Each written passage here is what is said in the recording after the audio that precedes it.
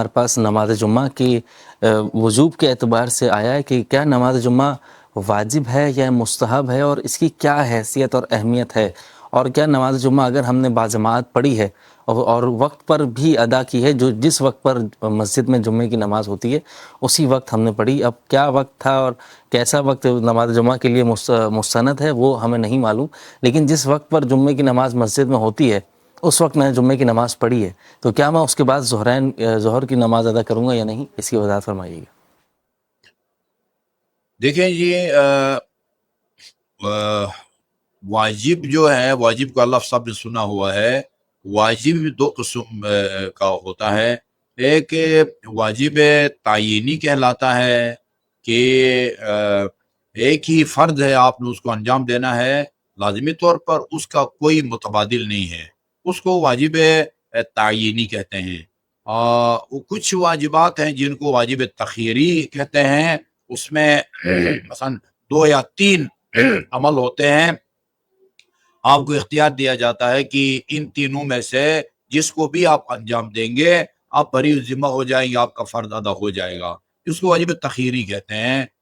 یہ فقہ کے ابواب میں اس کے بہت سارے جو ہے نا وہ نمونے ہیں۔ مثال کے طور پر اگر رمضان مبارک میں کوئی جان بوجھ کے رمضان مبارک کا روزہ نہیں رکھتا، افطار کرتا ہے، تو ایک تو جتنے دن اس نے روزہ نہیں رکھے اتنے دن روزے قضا رکھے گا،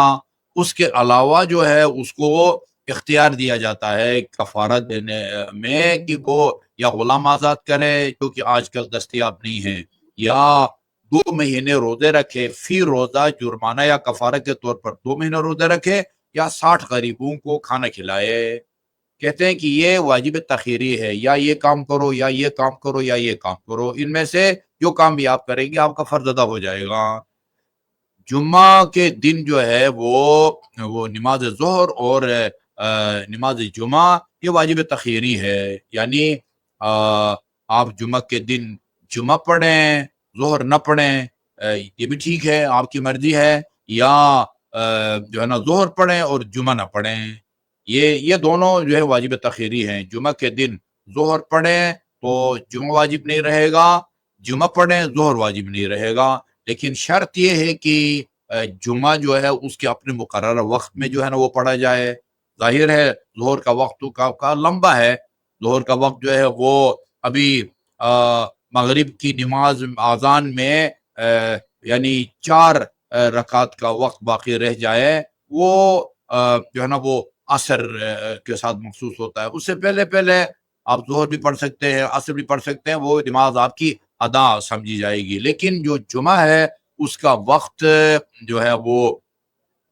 اتنا کھلا نہیں ہے، وسیع نہیں ہے جتنا اس کا ہے۔ یہ دیکھا جائے گا کہ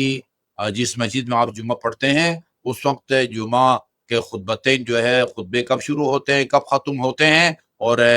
نماز جمعہ جو ہے نا وہ کب شروع ہوتی ہے۔